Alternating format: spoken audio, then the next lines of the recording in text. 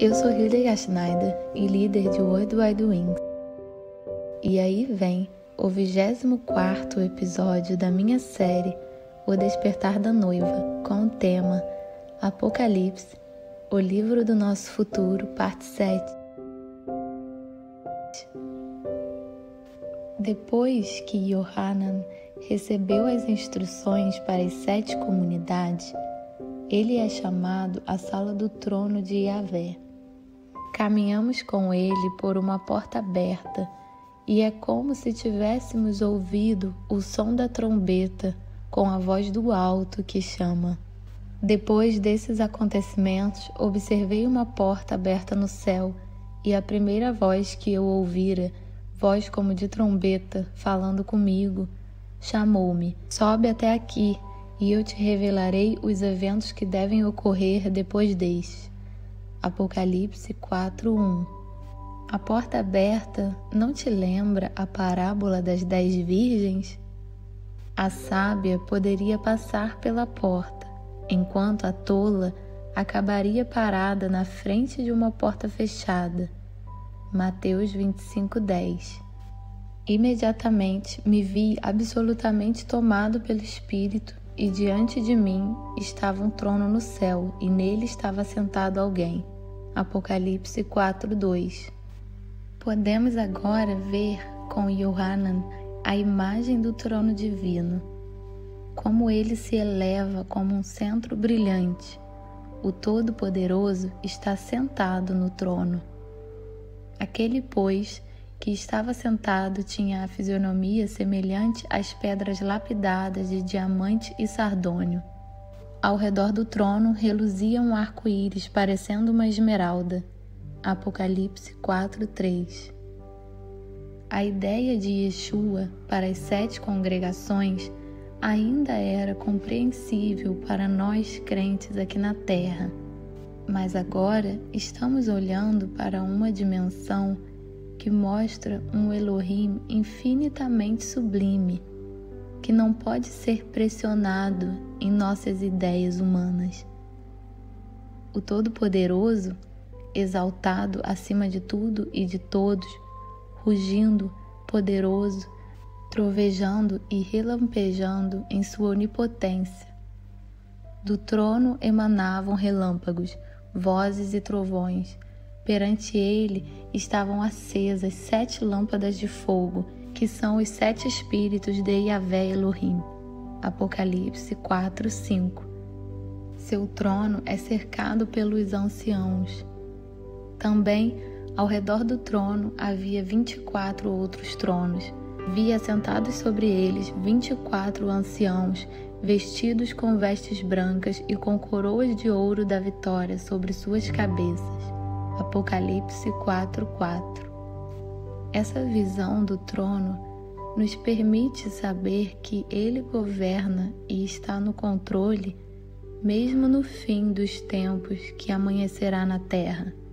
O último governante a aparecer no cenário mundial será deposto, mas o governante no trono permanecerá. O profeta Isaías também teve permissão para olhar a sala do trono de Elohim quando o rei Uzias morreu.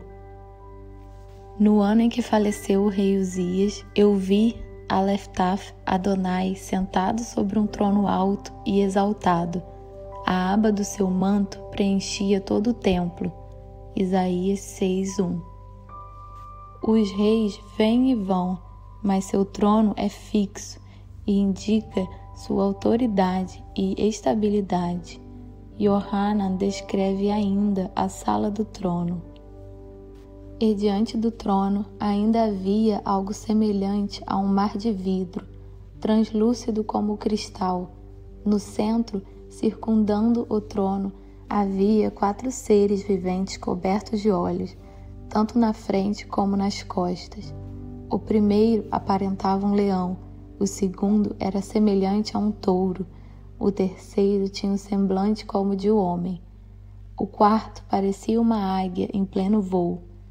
Cada um desses seres tinha 6 asas e eram repletos de olhos, tanto ao redor como por baixo das asas. Dia e noite proclamam sem cessar: Santo, Santo, Santo, Yahvé Elohim, o Todo-Poderoso, aquele que era, que é e que há de vir. Toda vez que os seres viventes exclamam glória, honra e graças àquele que está assentado no trono e que vive para todo sempre, os 24 anciãos se prostram diante daquele que está assentado no trono e adoram aquele que vive para todo sempre. Eles lançam suas coroas diante do trono e declaram: Nosso Yahvé e Elohim, Tu és digno de receber a glória, a honra e o poder, porquanto Tu és o Criador de tudo, e por Tua soberana vontade, tudo o que há foi criado e veio a existir. Apocalipse 4, 6, 11. Os profetas Isaías, capítulo 6, Ezequiel, capítulo 1 e Daniel, capítulo 7, também foram autorizados a dar uma olhada na sala do trono de Yahvé. Eles assumiram perspectivas diferentes. Há intérpretes que dizem que quando você olha para a sala do trono, o Apocalipse não fala mais da igreja e que isso é a prova de que ela foi arrebatada. Outros dizem que somente a igreja fiel será arrebatada, enquanto a igreja infiel passará pela grande tribulação.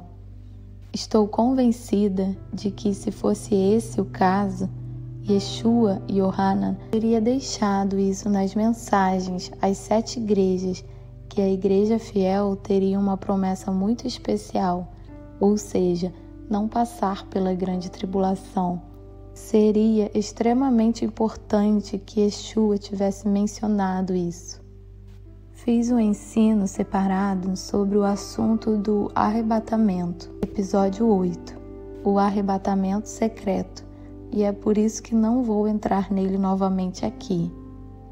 Mas neste ponto, por considerá-lo muito importante, quero mostrar o quanto a igreja é discutida nos outros capítulos do Apocalipse. Ou seja, ela ainda está lá na terra. O livro de Apocalipse é sobre a vinda do Messias e sua igreja, sobre sua perseverança e paciência, e sobre a noiva sendo preparada durante a grande tribulação. No capítulo 14, 12 de Apocalipse, diz: Aqui está a perseverança dos santos, daqueles que obedecem aos mandamentos de Yahvé e permanecem fiéis a Yeshua. E o versículo 13 continua dizendo: Então ouvi uma voz grave do céu que ordenava: Escreve, bem-aventurados os mortos que desde agora morrem em Yahvé. Este versículo também indica que a igreja ainda está na terra. O anjo mostra a Yohanan: Veja como os santos aguentam e veja a paciência deles, e todos que morrerem na grande tribulação, a partir de agora, têm uma promessa especial. Vemos outras declarações que mostram que os santos ainda estão lá. O capítulo 5, versículo 8, fala das taças de ouro cheias de incenso, que são as orações dos santos. No capítulo 6, versículo 10, aqueles dos santos que foram mortos exclamaram. Eles exclamavam com grande voz: Até quando, ó soberano, santo e verdadeiro, esperarás para julgar os que habitam em toda a terra e vingar o nosso sangue? E foi-lhes dito no versículo 11, que aguardassem um pouco mais até que se completasse o número dos seus irmãos que, como eles, foram servos e que da mesma forma também deveriam ser mortos. Se a igreja fosse arrebatada, não haveria mais crentes na terra para serem mortos. A igreja sofre durante os primeiros 6 selos, em que 1/4 dos habitantes da terra são mortos pelo martírio. Foi-lhes dado o poder sobre 1/4 de toda a terra, a fim de que matassem a espada pela fome, por meio da pestilência e pelos animais selvagens da terra. Apocalipse 6, 8. Também em Daniel 7:21, lemos sobre o fim dos tempos. Eu vi que o mesmo chifre fazia guerra contra os santos e prevalecia contra eles. E o próprio Yeshua descreve o início das dores do parto e então continua.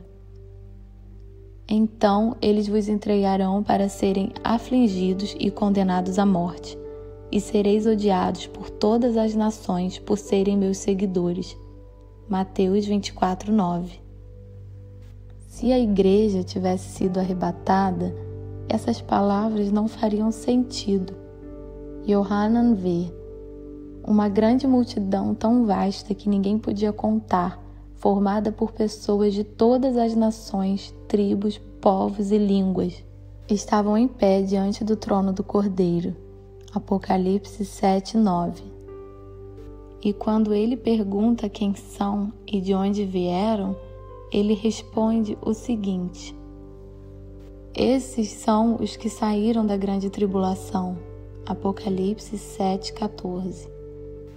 Isso significa que eles estavam na terra, na grande tribulação, ou seja, foram mártires, e isso encontramos no capítulo 6:9. Quando ele abriu o quinto selo, contemplei debaixo do altar as almas daqueles que haviam sido mortos por causa da palavra de Elohim e do testemunho que proclamaram. Também no capítulo 8, quando o sétimo selo é aberto e as 7 trombetas são dadas aos 7 anjos, lemos sobre os santos na terra. Aproximou-se um outro anjo e se colocou em pé junto ao altar, portando um incensário de ouro. A ele foi entregue grande quantidade de incenso para oferecer com as orações de todos os santos sobre o altar de ouro diante do trono. Apocalipse 8:3. A igreja estará na terra em intercessão, enquanto a maior batalha final se desenrola na terra, na qual o inimigo derramará o sangue de muitos eleitos. No capítulo 11:6, lemos sobre as 2 testemunhas. Esses homens têm a capacidade de trancar o céu, de maneira que não chova durante o tempo em que estiverem profetizando, e têm o poder de transformar a água em sangue e ferir a terra com toda espécie de flagelos, tantas vezes quantas ordenarem. Acho que haverá muito mais testemunhas, além das 2 testemunhas no tempo da grande tribulação, que estará a caminho em uma unção do tempo do fim. E no capítulo 12:11, vemos que os santos venceram o acusador dos irmãos. Então, dizem que eles ficarão na terra até serem mortos. Eles, portanto, o venceram por causa do sangue do Cordeiro e por intermédio da palavra do testemunho que anunciaram, posto que, face a face com a morte, não amaram mais a própria vida. E no capítulo 13:7, os santos que ainda não foram mortos ainda estão lá. Foi-lhe concedido também poder para guerrear contra os santos e vencê-los, e recebeu autoridade sobre toda a tribo, povo, língua e nação. E no versículo 10, se alguém tem de ir para o cativeiro, certamente para o cativeiro irá, e se alguém matar a espada, é necessário que pela espada seja morto. Os outros capítulos também falam dos santos no fim dos tempos, e o próprio Yeshua aponta em Mateus 24:9. Então eles vos entregarão para serem afligidos e condenados à morte, e sereis odiados por todas as nações por serem meus seguidores. E adverte: aquele, porém, que continuar firme até o final será salvo. Mateus 24:13. Perseverar até onde? Até o fim. Esses ensinamentos sobre o arrebatamento, pré-tribulação ou meio-tribulação dão falsas esperanças de que os santos dos tempos do fim não estarão mais lá e não precisam sofrer. Esses ensinamentos são perigosos porque tiram a oportunidade para os crentes se prepararem. As declarações no livro do Apocalipse são completamente diferentes, como vimos. A igreja será uma igreja sofredora, perseguida e morta. E em suas dependências foi descoberto o sangue de profetas e de santos e de todos os que foram assassinados na terra. Apocalipse 18, 24. Os santos são parte integrante no livro do Apocalipse e eles estão sendo preparados. Veremos mais de perto esse processo de preparação no próximo episódio.